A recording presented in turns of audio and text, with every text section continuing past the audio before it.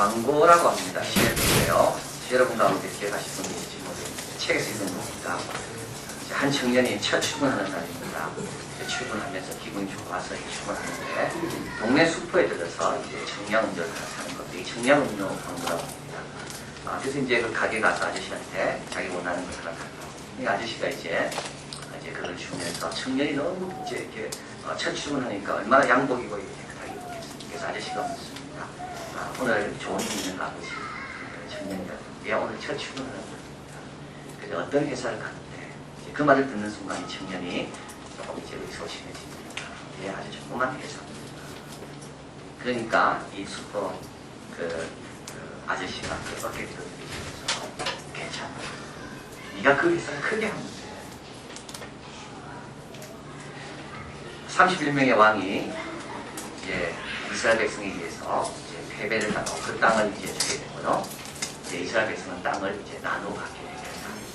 13장에서는 모세가 이스라엘 두 지파와 반 지파에 대해서 기업으로 그 땅을 나누는 것에 대해서 이야기하고 있고, 14장에는 여호수아가 이제 그 31명의 왕으로부터 취한 그 땅을 이제 이스라엘 백성이 나누는 내용이라고 했습니다.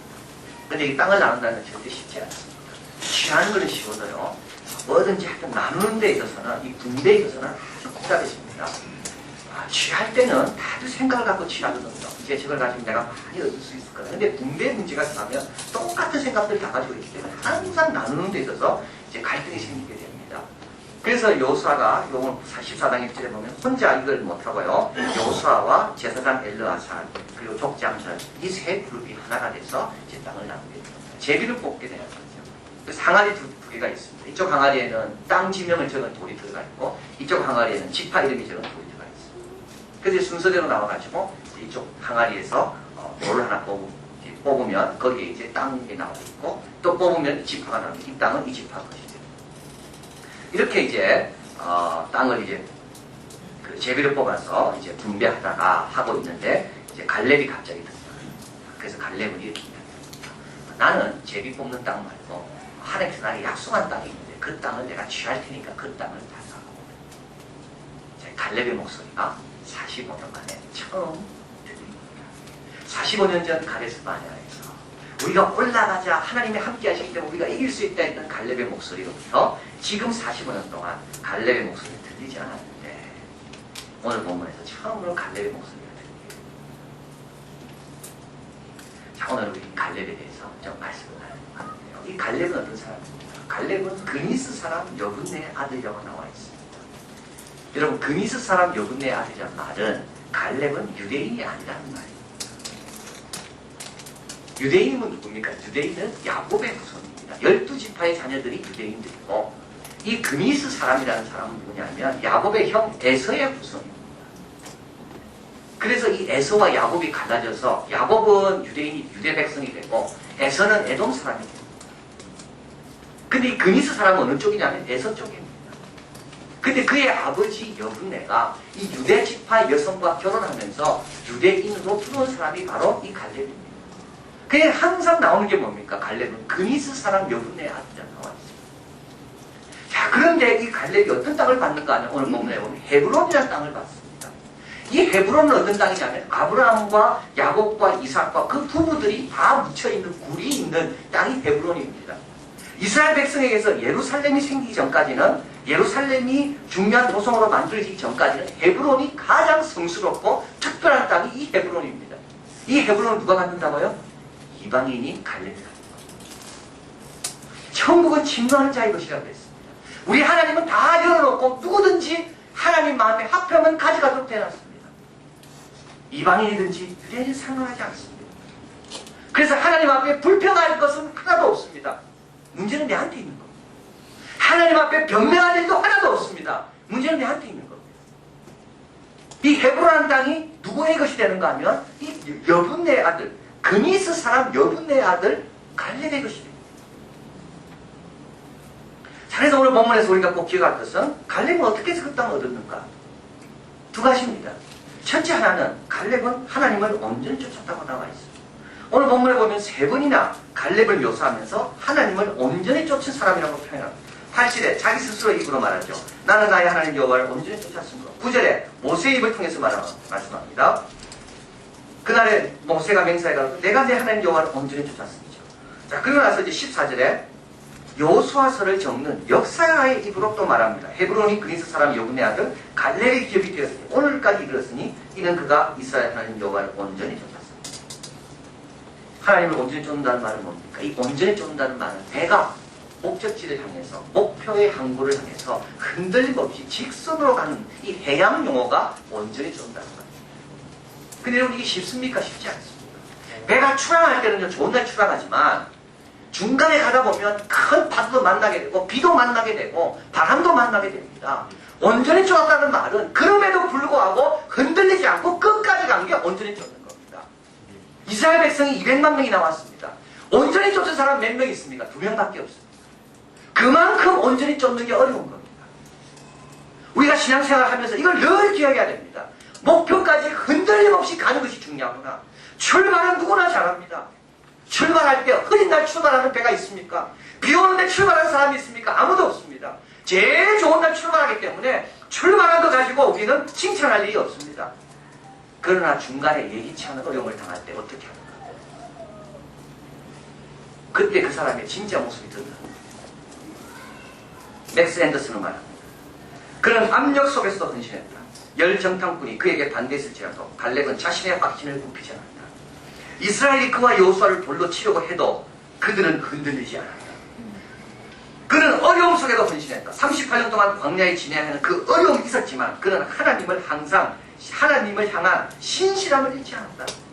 그는 다른 지도자의 그늘의 칼에서도 헌신했다. 갈렙은 흠잡을 데 없는 자질의 소유자였지만 모세의 사후에 지도자로 선택되지 않았고 여호수아 뒤에 가르쳐야 했지만 그럼에도 불구하고 어떤 지위를 맡든 그는 충성스럽게 하나님을 섬깁니다. 여러분 흔들리는 게 있습니다. 어디에 우리 흔들립니까? 어려움에 흔들립니다. 드라마에 흔들립니다. 드라마에 얼마나 많이 흔들리는지 모릅니다. 드라마 때문에 교회 못 오고 축구 때문에 교회 못 오고 수요일날 여러분 한번 보십시오. 내가 뭐에 흔들리는가 지금. 사람들의 압력, 사람들의 눈치 때문에 흔들리고 그런 사람을 온전히 쫓았다고 말합니다. 이뿐입니까? 광야에 얼마나 위험한 순간들이 많았는지요. 모세가 십계명을 받으러 올라갈 때 아론과 그 무리들은 금송아지를 만들었습니다. 이때 갈렙이 순간 생각 잘못해서 거기에 속했다면 가늠하다가 23,000명이 죽게 됩니다. 이때 갈렙이 23,000명과 함께 육신의 정욕을 따라 순간 잘못 선택했다면 고라 자손들은 모세의 반기를 듭니다. 이때 갈렙이 그들의 모의와 불만에 참여했다면 여러분 우리 주위에요 얼마나 많은 함정과 위험이 있죠. 존 본연이 적은 철로 여정에 보면 이런 내용이 나옵니다. 그렇지 않은 겸손의 골짜기를 내려갑니다.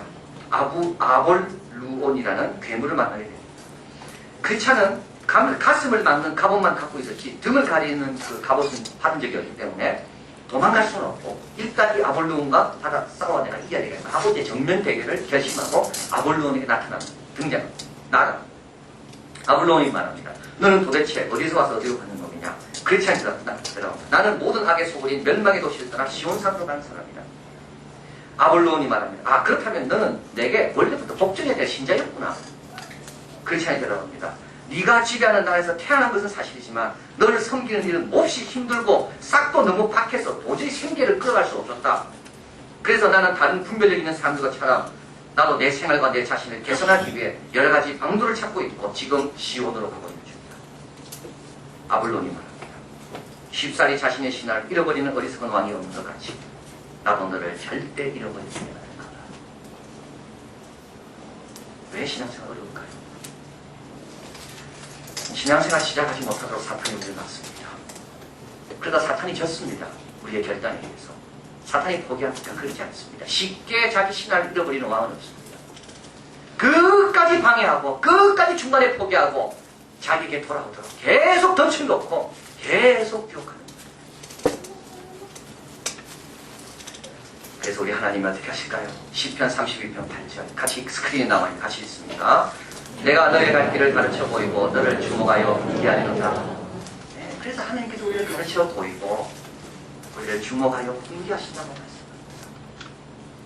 그래서 하나님 말씀을 드려야 됩니다. 하나님께서 오늘도 나에게 어떤 말씀을 하십니까? 하나님께서 가르쳐 보는 길이 어딘가? 내 명철을 의지하지 말고 오늘도 하나님께서 내가 어디를 가기에 하나님이 기뻐하시는가? 말씀에는 두 가지 기능이 있습니다. 첫째 하나는요, 말씀을 가까이 대하다 보면 정보를 얻습니다. 뭘 해야 될지 인포메이션을 갖습니다. 그걸 따라 선택하면 됩니다. 가라 하면 가면 됩니다. 주라 하면 주면 됩니다. 인포메이션.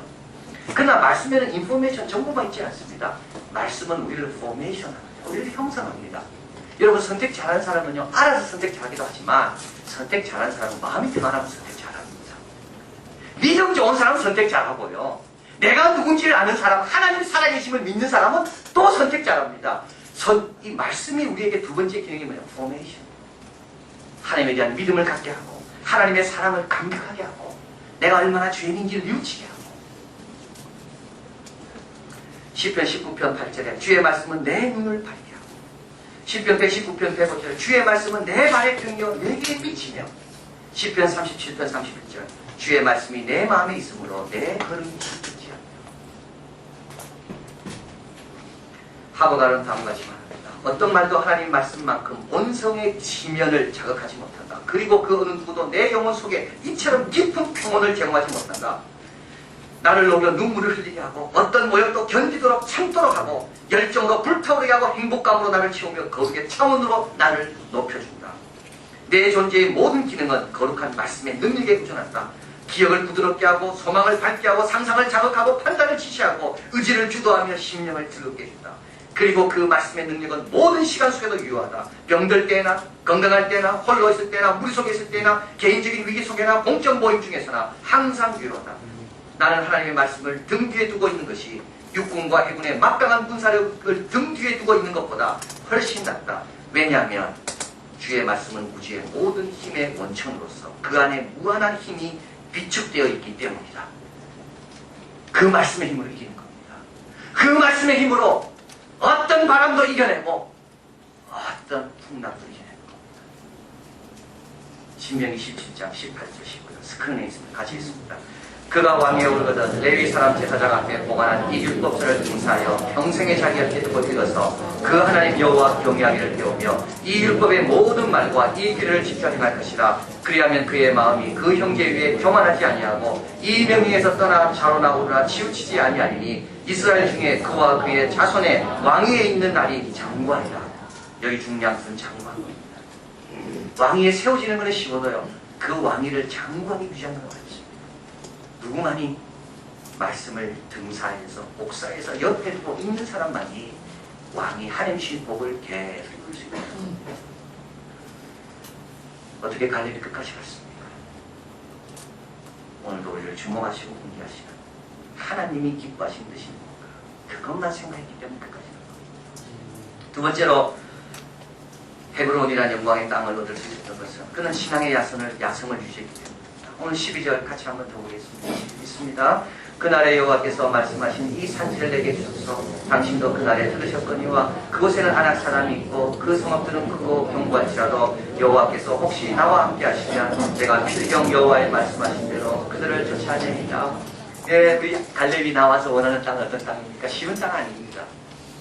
거기 아낙 자손이라는 거인들이 있는 땅입니다. 45년 전에 왜 이스라엘 백성들이 돌아가려고 했습니까? 왜 그들이 돌로 쳐 여호수아와 갈렙을 죽이려고 했습니까? 왜냐하면 거기에 너무 그 큰 거인들이 있는 그 땅을 들어가서 싸우려고 하니까 도저히 그 용기가 안 나서 그런 겁니다. 그런데 지금 갈렙은 그 땅을 달라는 겁니다. 내가 그 땅을 취하겠다고. 알렌 레드파스는 갈렙의 요구는 마치 다음과 같다.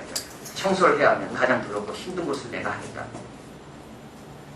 심부름을 가야 하면 가장 멀고 아무도 가지 않는 곳을 내가 하겠다. 수업을 들어야 하면 가장 성적 짜기로 유명한 교수님 과목을 듣고, 그리고 시험날 그 교수에게 찾아가서 교수님 가장 어려운 문제를 내한테 좀 내달라고. 바로 그게 이 갈렙의 정신이라는 거. 이게 뭐냐면 야성입니다. 길들이지 않습니다. 우리가 얼마나 길들여지는지 모릅니다. 이성에 의해서 믿음이 길들여지고요, 나이에 의해서 이 야성이 길들여집니다. 때로는 지위에 의해서 길들여집니다. 지위가 높을 때는 도전하다가 내보다 더 높은 사람 나타나면요, 그 다음부터 기분 나빠가 도전하지 않습니다. 복에 의해서 얼마나 길들여지는지요. 복이 없을 때는요, 헝그리 정신으로 막 도전합니다. 그러나 복 받고 나면 이 복 유지하려고 사람이 보수적으로 바뀝니다. 그런데 여러분 한번 생각해 주십시오. 누가 제일 기뻐할까요? 우리가 이 야성 없이 도전하지 않고 모험하지 않고 진취적이지 않은 걸 누가 제일 기뻐합니까? 안악 사람들이 제일 기뻐합니다. 안악 사람들은 그러면 안심합니다. 그러나 우리가 진취적이 나가고 하나님과 함께 그 성을 취하겠다고 막 움직일 때 세상은 두려워 떨립니다.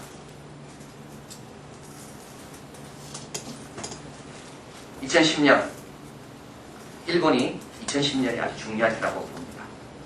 전후 베이붐을 이루었던 세대, 즉 1947년에서 1949년에 태어난 이 단가의 세대가 이제 올해부터 정년을 맞이하고 2010년이 되면 전원 환갑을 맞이해서 일선에서 물러나는 해가 2010년이기 때문이라고 합니다.